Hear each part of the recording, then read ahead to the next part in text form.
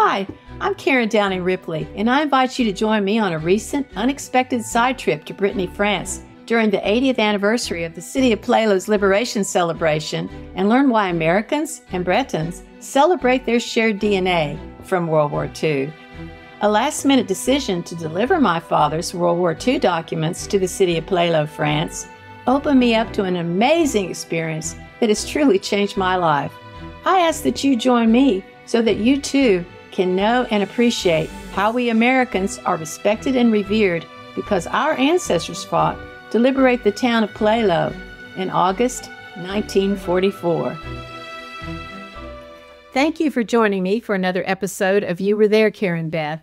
See what happens when we accept the kind invitation of the mayor of Plélo to be his guests for 3 days of unbelievable festivities, including masses, medal presentations, dances, feasts, reenactments, and a convoy down Colonel Hamsley's original route of liberation for Plélo, France.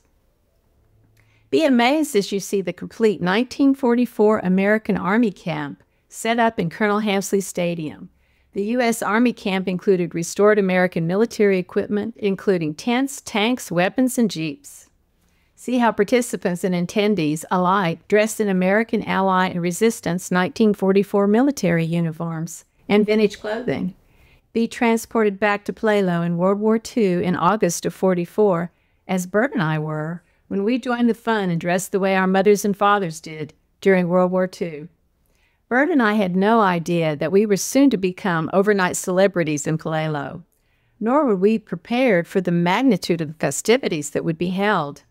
Join me as I learned that as Delbert Downing's daughter, I was the only American liberator descendant present who, the town of Plélo, could show their endless appreciation. See how we joined 7,000 French attendees honoring Colonel Hamsley and Patton's 3rd Army, 15th Cavalry Troop B, who with 5 tanks and 20 men had liberated Plélo on August 7, 1944. The town was forever grateful. In theory, looking back, it was quite simple because I knew what I wanted, I also knew what I wasn't allowed to do, and I knew I had the support of the mayor. I knew what positions were needed. I knew we needed food, a bar, storytellers, flag bearers, speakers like Jimmy. So that I knew, because there were the various celebrations that take place throughout the year, which are repeated every year. We almost always find the same participants. So it was with these people I knew that I got involved. And then I had to find, within the different roles, association leaders, because it was all volunteers. It was all associations who would work with me on the project. Afterwards, I communicated with them. We had 2 or 3 general meetings to discuss the route, the plans, and all that, so they could understand everything clearly. Once they agreed, they worked with me, and we were all on the same page. So in the end, it wasn't too complicated for me because they each had their own niche, and I oversaw everything. But it was a pleasure to do that. On the first day of the formal celebration, Melanie loaded Bert and I in her car for a short drive out of Chateau Ladrin. We arrived at a beautiful wooded area where an old rock farmhouse stood. At the end of the road, there was a glen, wrapped around a beautiful raised, grassy area nestled up against the hillside. American and French flags were ready to be raised. On the right, there was a beautiful altar covered with a white and gold embroidered cloth. Standing behind the altar was a large, handsome man, who was the priest in his vestments, preparing to lead the religious ceremony, honoring the heroes, victims, and survivors of the liberation. Everyone was milling around waiting for the ceremony to begin. Officials and participants were dressed in American military uniforms, and American and French flags were flying everywhere. Beautiful music was playing in the background. There was suddenly a loud rumble as a convoy of renovated American World War II military jeeps and transport vehicles drove into the area and parked. Bretons dressed in American military uniforms waited attentively in their vehicles. We had no idea what was going on. We were amazed when a parade was led by Brittany bagpipers. The Brittany bagpipes are different from the Scottish bagpipes, but with the same heart-wrenching sound that always brings me to tears. When the parade arrived, everyone became still as the entourage heralded the beginning of the liberation ceremony. The priest gave his sermon in French, so we were just surmising what he was saying. Religious and inspirational music was played in the background and touched us as various dignitaries gave heartfelt presentations. Everyone remained still and reverent. Lily, a young girl who we had met with her family at Chez Georgette, began speaking English as she read a young man's final letter, which he had written before the liberation when he was waiting for his death at the hands of the Germans. It was very poignant and moving, and we understood why Lily started crying at the end of her moving presentation. She had lost her teacher who had trained her just a month before. She missed him dearly. Bert and I had met Lily and her family at Chez Georgette singing karaoke. They told us that her older brother would be reading at the ceremony. I asked Lily if she was also reading. She answered in perfect English that she was not. Her mother explained, "Lily, I didn't know your English was so good. You should be reading tomorrow." I was surprised and pleased that Lily did a fabulous job reading the next day. One more girl with confidence once given the chance.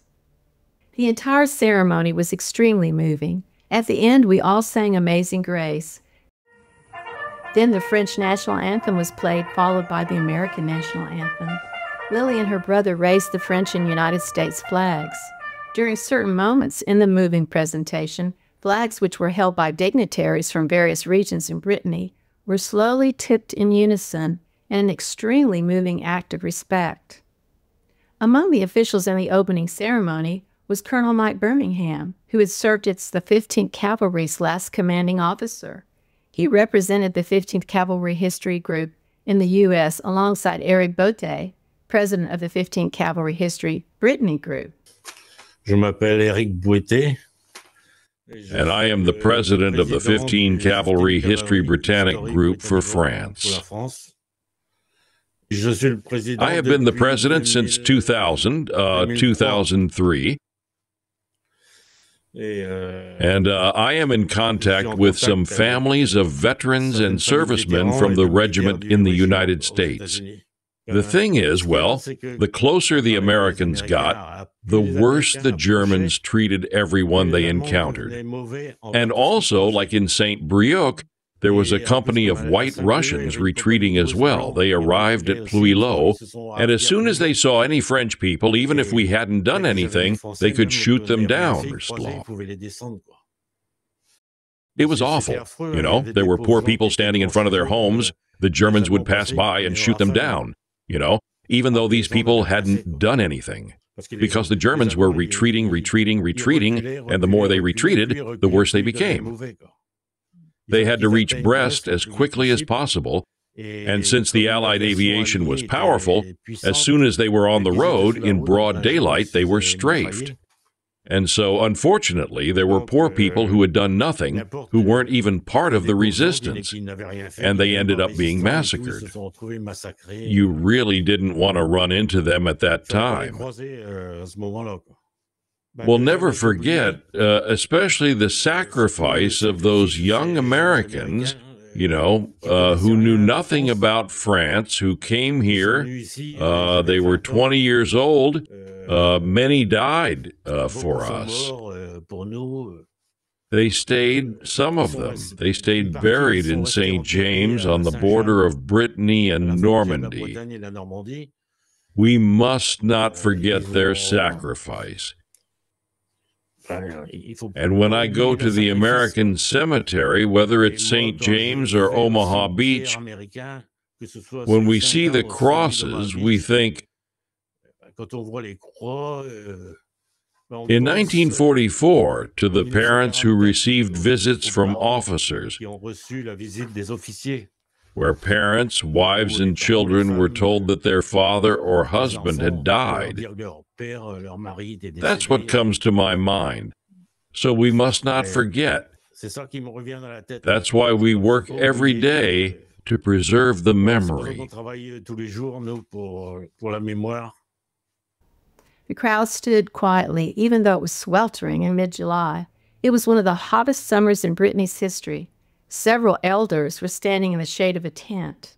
Many had actually been present during the war and had witnessed the occupation and the liberation. Sadly, several of them fainted. There was a slight stir as the EMS quietly came and gave those suffering from the heat medical assistance. The ceremonies continued until, as suddenly as they had arrived, the jeeps and other vehicles fired up their antiquated engines and slowly left the grounds, signaling that the event was over. We followed the crowd as it dispersed, and everyone began walking back up the lane toward a barnyard. Everything was set up beautifully for an outdoor reception. There were tables set all around the grounds, and wine was served as everyone greeted the other. It was just a lovely, lovely first experience of the Playlo Liberation celebration, and there were many, many more festivals to come. Following the reception, the mayor greeted us and invited us to join him for a luncheon with the liberation organizers and dignitaries at a restaurant nearby. Leslie Monrose from the mayor's office joined us as our interpreter. The deputy mayor, Jean-Pierre Ballard, was the chief of the event. He drove Bert and I and Jimmy Toole, Playlo's historian, to a nearby restaurant for a lovely formal luncheon in an elegant private dining room. We joined the mayor, Jeremy Moreau, and other dignitaries at a long table festooned with china and crystal and fabulous French food. We were joined by Colonel Mike Birmingham and his son Jack. Meeting Colonel Birmingham was another incredible coincidence, as Colonel Birmingham and Bert realized that they were both friends with two brothers they had both known in Texas. Other dignitaries present at the formal luncheon included numerous officials responsible for the success of Playlo's liberation festivities. Sadly, our conversation was limited to our end of the table as we did not speak French. The other dignitaries smiled and greeted us as we raised our glasses in a toast to the success of the liberation festivities. Despite the language barrier, in the coming days, Bert and I became better acquainted with those present and look forward to meeting them again. Be sure to join us for the next episode of You Were There, Karen Beth. Join Bert and me as we join the celebration of the 80th anniversary of Playlo's liberation by the 15th Cavalry Reconnaissance Group. You won't believe the fun we had.